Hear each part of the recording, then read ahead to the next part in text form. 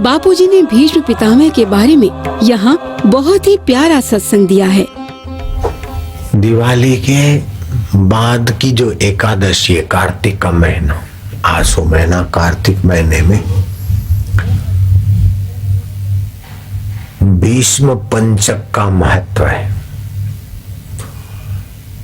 अष्ट वसुओं में से एक वसु भीष्म पितामह के रूप में आए थे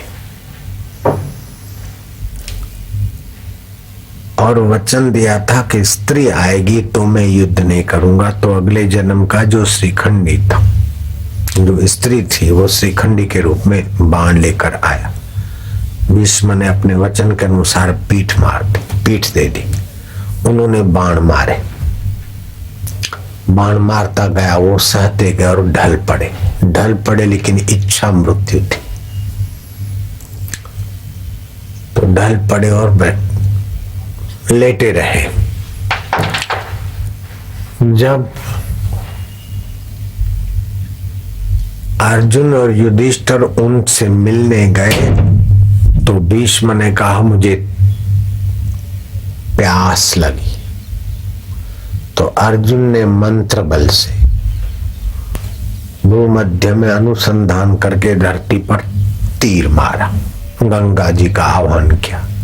तो गंगा जी की पानी की धारा, जल की धारा बही, उनके मुंह में आई। श्री कृष्ण प्रसन्न हुए। जिस ब्रह्मचारी ने, संयमी पुरुष ने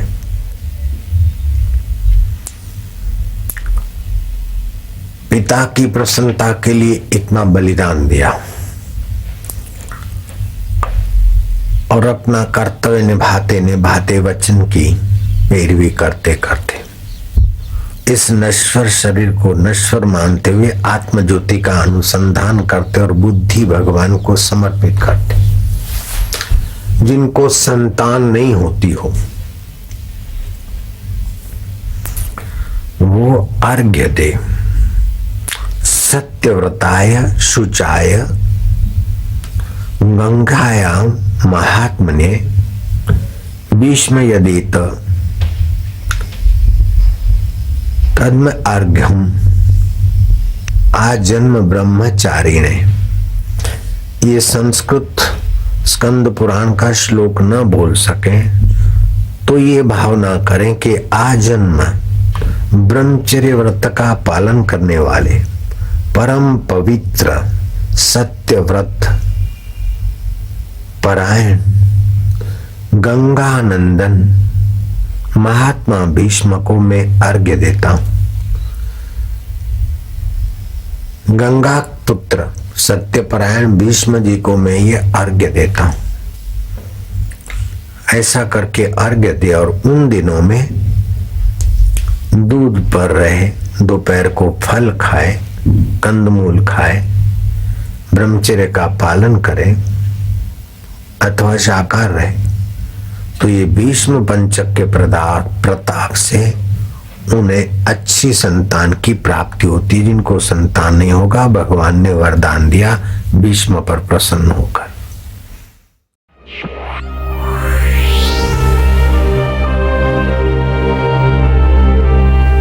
हमारे गुरुवर संत श्री आशाराम जी बापू ने अपने सभी साधकों को अपने जीवन में भगवत रस भरने के लिए 7 मुख्य बातें बतलाई हैं। 7 बातें भर दे तो जल्दी भगवत रस में गति होगी। आइए विस्तार से जाने कौन सी 7 मुख्य बातें होती हैं। उस भगवत रस के लिए अपने स्वभाव में 7 बातें भर दे तो जल्दी भगवत रस में गति होगी। एक तो किसी के प्रति अंदर में द्वेष न रखे, क्योंकि किसी से द्वेष रखेगा तो रस के रास्ते नहीं जाएगा, द्वेष वाले का चिंतन होगा। दूसरी बात, किसी की निंदा करने सुनने में भी दिलचस्पी ना दे। भगवत रस का अगर महिमा पाना है, जानना है। तीसरी बात, धन विद्या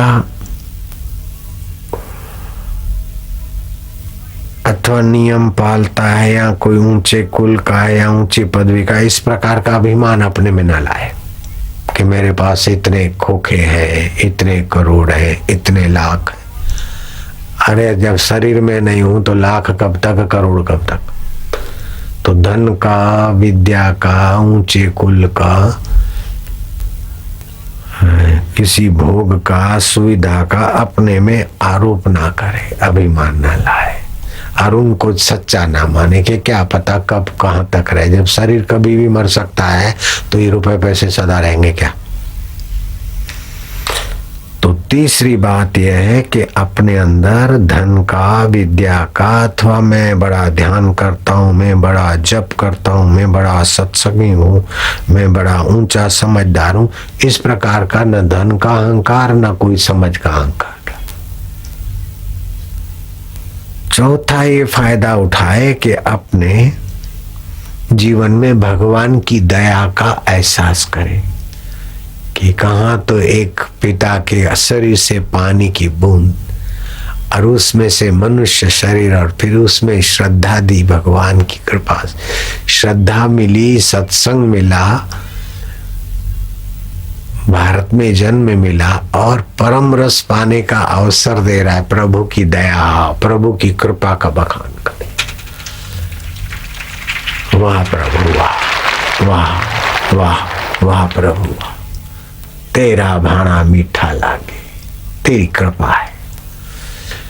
तो वह करते करते स्वभाव में भगवान की दया और अपना धन्यवाद आपको उस रस में और मदद करेगा।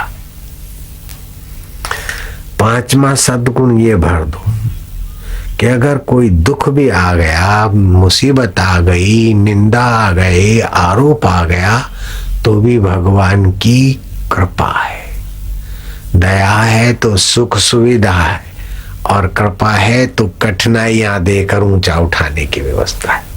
माँ दया करती तो बढ़िया खाने पीने को और कपड़े पहनना थी, और कृपा करती तो तमाचे मारती गलती सुधारने के लिए। तो ये भी माँ की देन है, अपना मानती।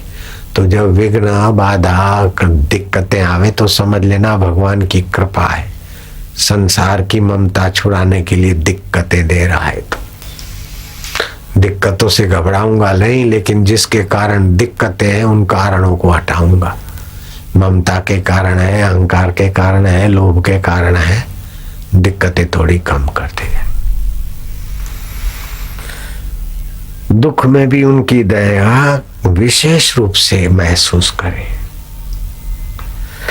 छठा सद्गुण ये भर ले, कोई भी सुख सुविधा और अच्छा हो जाए तो भगवान को भूले नहीं। कई साधकों को मंत्र दीक्षा के बाद थोड़ा सुख सुविधा, यश, सफलता मिल जाती है तो फिर भगवान को, नियम को, माला को, सबको छोड़ देते। तो उत्तम रस तक, आखिरी तक पहुंचने के बदले फिर धीरे धीरे धीरे धीरे नीचे आ जाते। तो साधन भजन ना छोड़े, अपना नियम ना छोड़े, कितनी भी वाहवाही हो और कितना भी भगवत रस आता हो। हम अपना माला जपने का नियम किए बिना खाना पीना नहीं खाते, दूध भी नहीं पीते, फल का रस भी नहीं, कुछ खाने की चीज नहीं खाएंगे, चाहे 2 बज जाओ, चाहे 1 बज जाओ, चाहे 3 बज जाओ। और 7वां सद्गुण यह है कि भगवान का वास्तविक स्वरूप, कृष्ण भगवान, शिव भगवान, राम भगवान, ये अनेक भगवान है, तो भगवान वास्तविक में क्या है। तो भगवान के वास्तविक स्वरूप को जानने के लिए ये नारायण स्तुति नाम पुस्तक है। इसमें जिनको भगवान मिले हैं और भगवान के वास्तविक स्वरूप का चिंतन किया है, उन्होंने भगवान की स्तुति की। उस वास्तविक स्वरूप को थोड़ा बहुत पढ़े और फिर उसमें डूबता जाए, जल्दी परम रस, परम ज्ञान और परम सिद्धि मिल जाएगा। ऐसा कोई संसार का रस नहीं है जो रस लेने वाले को दुख ना दे। चाहे तामसी रस हो, चाहे राजसी रस हो, रस लेता को दुख देगा।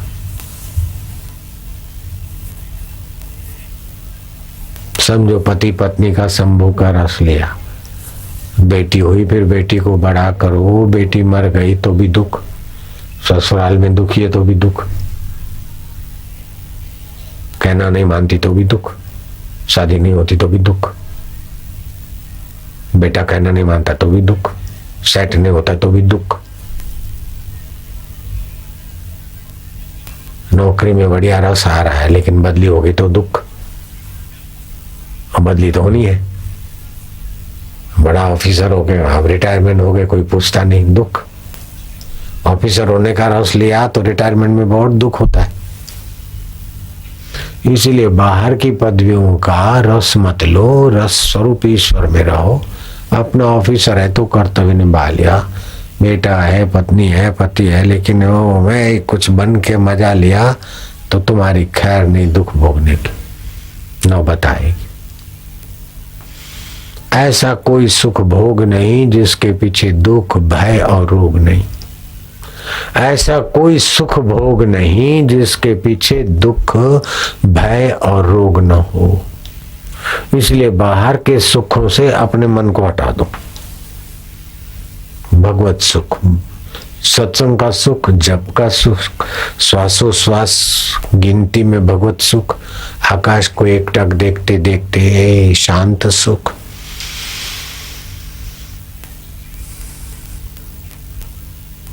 कभी मन इधर उधर जाए तो जीभ ऊपर नहीं, बीच नीचे नहीं, बीच में जीभ खड़ी कर दी,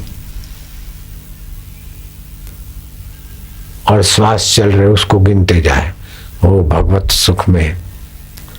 विकारी सुख से बचने के लिए असली सुख तो चखाना पड़ेगा ना मन को।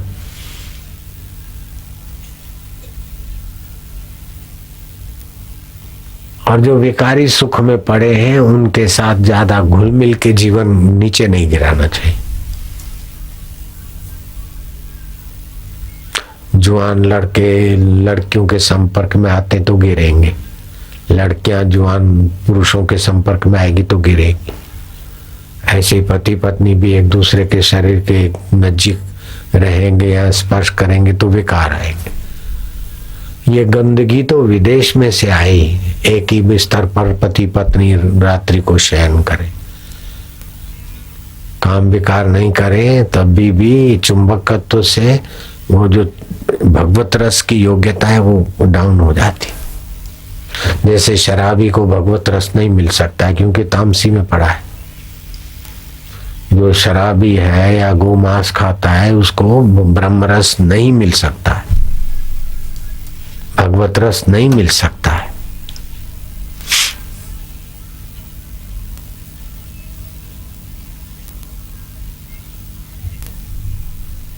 इसलिए गांधी जी कहते थे कि हमारे देश में गोमांस और शराब वाला धर्म नहीं चाहिए, हमें तो राम राम और भगवत गीता रस पैदा हो जाए। गांधी जी को कितना रस आता था कि बाहर से सादे सूदी लट्ठी और घुटने भर की धोती, और अंदर से कितना सेवा का रस और सुमरण का रस था कि उस रस में ही तृप्त रहते थे। और उनके संपर्क में नेहरू जैसे, लाल बहादुर शास्त्री जैसे उनके संपर्क में आकर उनके भगत बन जाते थे। हमारे संपर्क में आने से हमारे कितने लाखों भगत हो जाते। तो भगवत रस आपको तो सुखमय करता, लेकिन आपके संपर्क में आने वाले भी आपके सद्गुण से प्रभावित हो जाएंगे, लाभान्वित हो जाएंगे।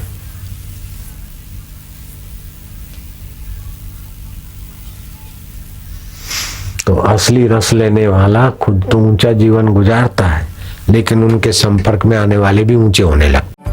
पूज्य बापूजी के जीवन उपदेशों और योग लीलाओं पर आधारित आध्यात्मिक मासिक वीडियो मैगजीन ऋषि दर्शन पाएं अपने एंड्रॉइड फोन पर, जिसमें आप पाएंगे पूज्य बापूजी की ज्ञान भक्ति योग से संपन्न अमृतवाणी, शास्त्रों का गूढ़ रहस्य, व्रत त्योहारों का आध्यात्मिक महत्व, बापूजी के कहीं न प्राप्त होने वाले दुर्लभ सत्संग, संकीर्तन और हर ऋतु में स्वस्थ रहने के उपाय, पूज्य बापूजी के मंगलमय दर्शन व संदेश, आश्रम व समितियों द्वारा चलाए जा रहे सेवा कार्य, और कैसे गुरु कृपा से पाते हैं भक्त सब कुछ। इजी साइन अप, मोबाइल पर ही हर महीने ऋषि दर्शन को डाउनलोड अथवा प्ले करें। Easy payment and easy membership.